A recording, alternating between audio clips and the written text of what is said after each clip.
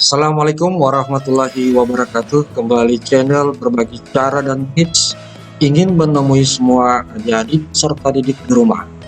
Baik sahabat akuntansi, pada kesempatan kali ini saya akan membahas tentang bagaimana cara pemahaman terhadap materi persamaan dasar akuntansi. Materi ini sangat penting dan merupakan kunci utama di dalam mempelajari akuntansi itu sendiri secara utuh. Oke, kita langsung ke materinya. Pertama-tama kita harus mengetahui apa itu persamaan dasar akuntansi itu juga. Nih, pengertian persamaan dasar akuntansi adalah suatu persamaan yang menggambarkan posisi tiga komponen, yaitu aktiva, hutang, dan ekuitas, atau aktiva, hutang, dan modal, yang diakibatkan adanya transaksi yang terjadi pada perusahaan itu. Jadi gambarannya persamaan itu kita akan buat memberikan posisi yang jelas antara keseimbangan yang terjadi di posisi harta, hutang, dan modal suatu perusahaan.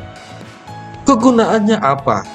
Pertama, sebagai sebuah transaksi itu mempunyai pengaruh sedikitnya terhadap dua golongan akun, ya, karena adanya akibat transaksi yang terjadi pada satu akun, misalnya harta, itu bisa berefek apakah akun harta itu mengakibatkan nilainya bertambah atau berkurang.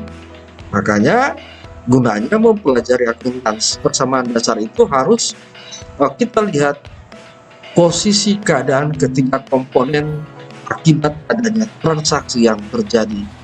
Kedua, untuk mengetahui perubahan unsur atau posisi keuangan perusahaan, yaitu terjadi jumlah harta berapa, jumlah kewajiban berapa, dan jumlah modal perusahaan berapa pada periode tertentu. Oke, kita akan lihat ini adalah kunci utama adik-adik peserta atau sahabat akuntansi di dalam mempelajari persamaan dasar akuntansi. Nah, kita lanjut. Nih, rumus persamaan dasar akuntansi itu secara matematis yang sudah kita ketahui bahwa seluruh aktiva atau harta atau aset adalah sama dengan nilai hutang atau kewajiban ditambahkan atau dijumlahkan dengan modal atau ekuitas. Aktiva sama dengan hutang ditambah modal, atau aktiva dikurang hutang sama dengan modal.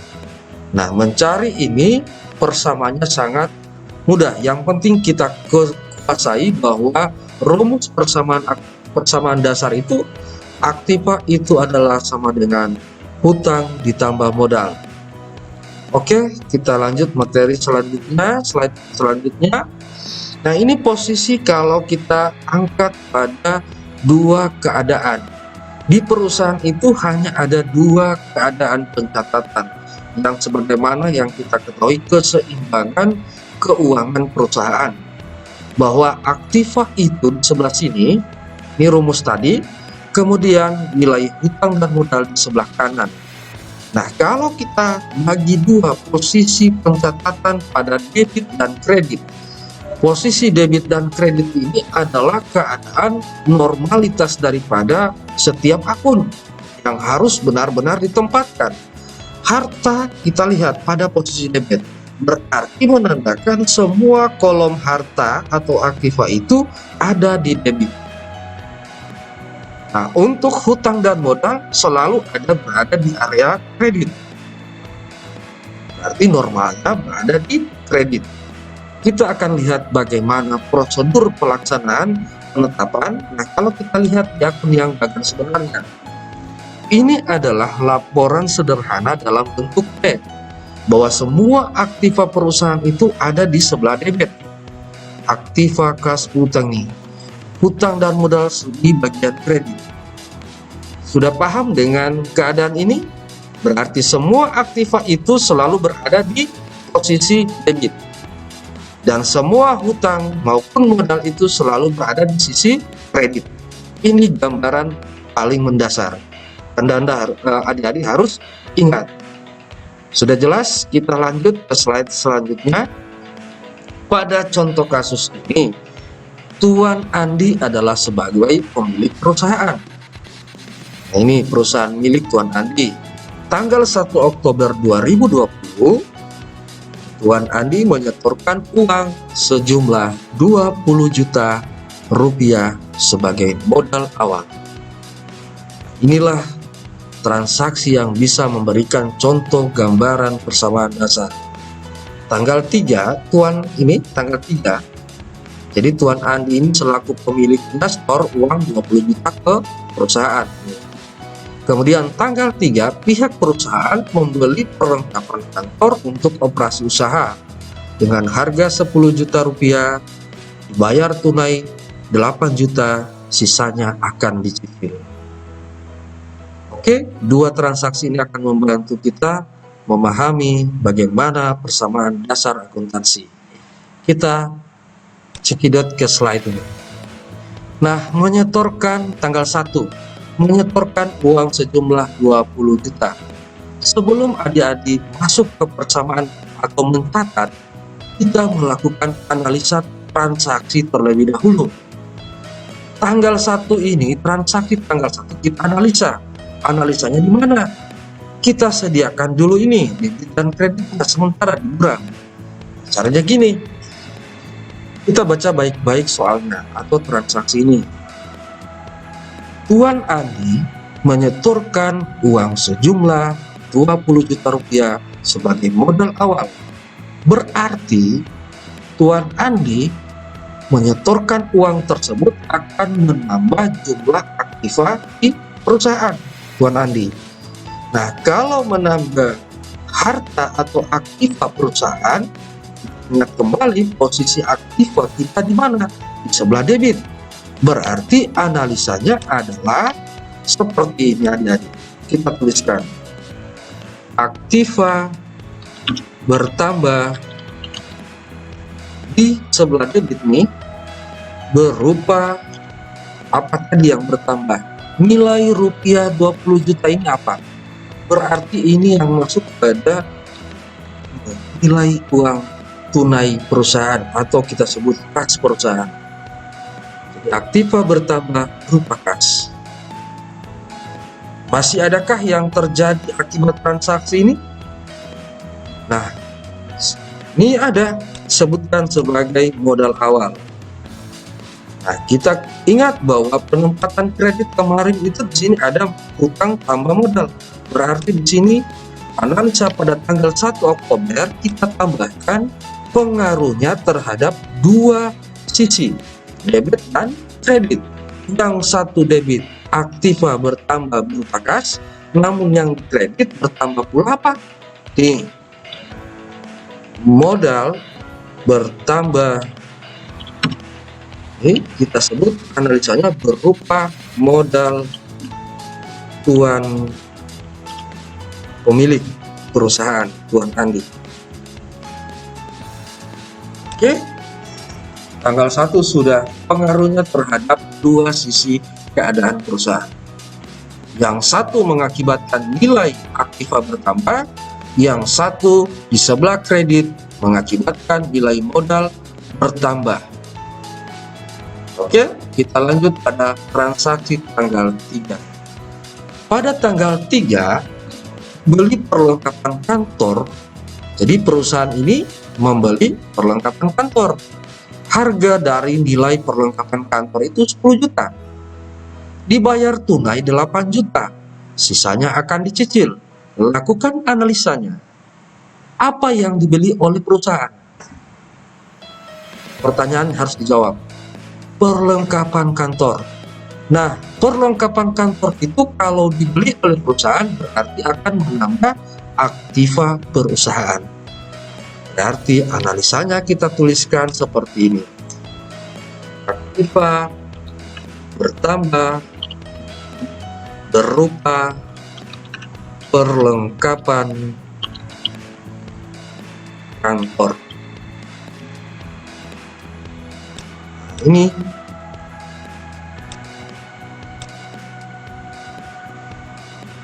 masih ada yang terjadi lagi. Tentunya jangan sampai di situ. Satu sudah, kita lanjut analisa selanjutnya. Dibayar tunai 8 juta. Pakai uang mana untuk beli tadi, untuk bayar 8 juta tadi?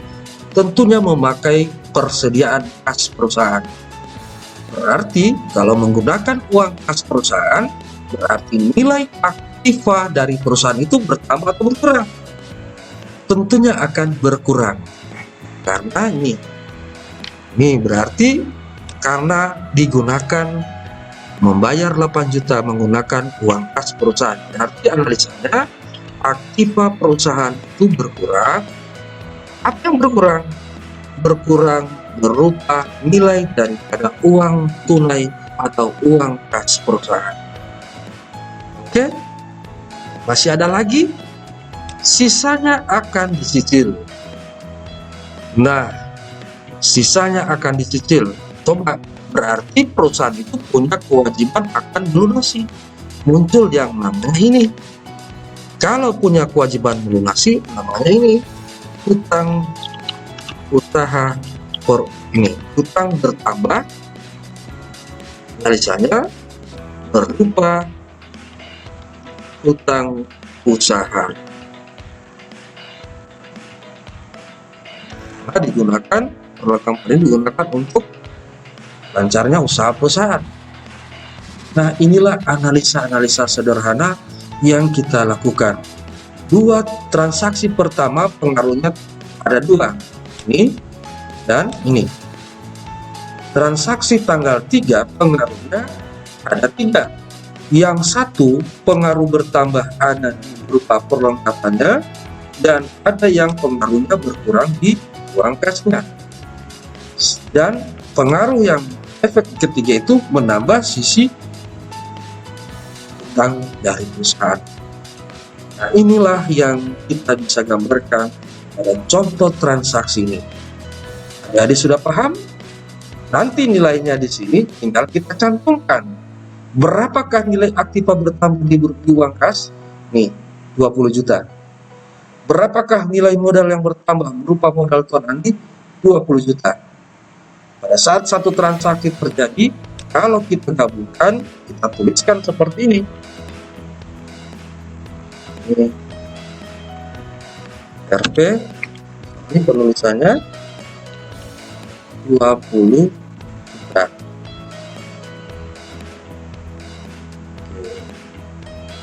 Berapa modal yang bertambah pada ini? Oke, 20 juta.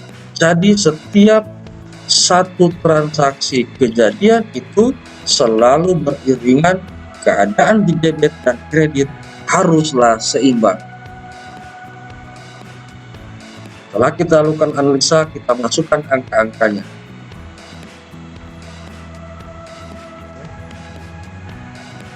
Itu tanggal 1 sudah kita masukkan. Bagaimana dengan tanggal 3? Aktiva bertambah berupa perlengkapan kantor. Berapa nilai perlengkapan kantor yang bertambah? Kita masukkan nilainya saja. Nilainya sebesar 10 juta rupiah. Nah, berapa uang kas aktiva berupa kas berkurang? Nih, 8 juta rupiah. Masukkan aja, berkurangnya sebesar 8 juta rupiah.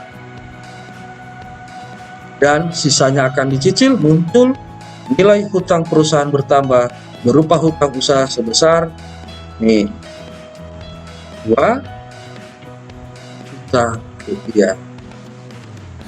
Kalau kita lihat keadaan ini di sebelah saat di tanggal 3 ini 10 juta dikurangi nilai aktiva yang berkurang, berarti 10 kurang 8 2.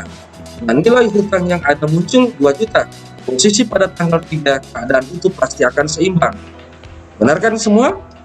Silakan mencoba. Berarti kita akan berikan satu kesimpulan. Ternyata pengaruh satu transaksi itu bisa dipengaruhi pada satu pos saja atau sebelah debit saja, atau bisa antara dua posisi debit dan kredit, atau bisa pengaruh terhadap dua akun yang ada di dua sisi ini. Oke, muncul beberapa akun yang jadi tidak sulit untuk bisa memahami akuntansi, sehingga pada kesempatan ini kita akan berikan satu pemahaman. Ternyata seluruh akun aktiva saldo normalnya itu selalu di sebelah debit. Benar. Dan seluruh akun modal saldo normalnya selalu di kredit. Dan nilai hutang juga bertambah itu selalu di kredit. Ini saya cut ya. Seluruh akun modal selalu normal, selalu di kredit. Oke. Kita tahan, masuk di sini. Nah, pada analisa aktiva ini kita lihat nilai aktiva kalau bertambah selalu dicatat sebelah debit. Nilai aktiva berkurang selalu dicatat sebelah kredit. Nih, harus kita pahami. Ternyata kalau harta bertambah atau aktiva bertambah selalu dicatat di debit. Aktiva berkurang selalu dicatat sebelah kredit. Nah, kita lanjut untuk analisa hutangnya. Bertambah berkurangnya. Hutang bertambah itu selalu dicatat di kredit. Sementara kalau hutang berkurang selalu dicatat sebelah debit. Nih, untuk analisa modalnya. Transaksi yang mengakibatkan perubahan modal bertambah atau berkurang. Modal berkurang selalu dicatat, nih modal bertambah dulu, selalu dicatat sebelah kredit. Modal berkurang selalu dicatat sebelah kredit. Sehingga pada persamaan contoh tadi, ilustrasi ini, kasus ini, kita akan mendapatkan nilai persamaan dasar akuntansinya. Seperti ini adik-adik. Posisi debit, nih harta, hutang, modal. Posisi debit adalah nilai aktiva keseluruhan. Posisi kredit adalah nilai hutang dan modal keseluruhan. Pada tanggal 1 ini kas 20 juta dengan modal Tuan Andi 20 juta, seimbang. Tanggal 3 perlengkapan kantor bertambah 10 juta, nilai kas berkurang 8 juta, kemudian nilai hutang bertambah 2 juta. Sehingga kalau kita jumlahkan, posisi keadaan laporan sederhana ini menggambarkan nilai debit aktiva kita, aktiva perusahaan Tuan Andi adalah sebesar saldo 22 juta. 20 juta ditambah 10 juta, 30 juta, dikurangi nilai uang kas berkurang 8 juta, maka saldonya adalah 22 juta. Kredit pula seperti itu, kita jumlahkan. Hutang bertambah ini tadi 2 juta, kemudian kita tambahkan dengan nilai modal 20 juta tadi, dijumlahkan saldonya menghasilkan posisi kredit sejumlah 22 juta rupiah. Itulah yang kita sebut dengan persamaan dasar akuntansi. Setiap terjadinya transaksi selalu menggambarkan posisi keuangan, posisi komponen harta, hutang, dan modal yang selalu sama persis, sama keadaan jumlah nominal rupiahnya. Jadi keadaan pada tanggal sebelum tanggal 4 nanti, inilah keadaan dari tanggal 1 sampai tanggal 3, keadaan keuangan baik yang ada di aktiva sebesar ini dan yang ada di sebelah pasifa atau hutang dan modal, bisa kita lihat jumlah. Demikianlah cara untuk memahami persamaan dasar akuntansi. Kita rehat sejenak dan mari, jika ada yang belum kurang atau belum dipahami, berikan pada kolom komentar dan tanyakan secara belajar di kesempatan akan datang. Inilah materi yang saya bawakan dalam persamaan besar akuntansi. Selamat mencoba, selamat belajar. Saya akhiri berbagi channel dan tips. Silakan subscribe, jangan lupa bunyikan tanda loncengnya, bagikan informasi jika ingin bermanfaat buat kita. Assalamualaikum warahmatullahi wabarakatuh.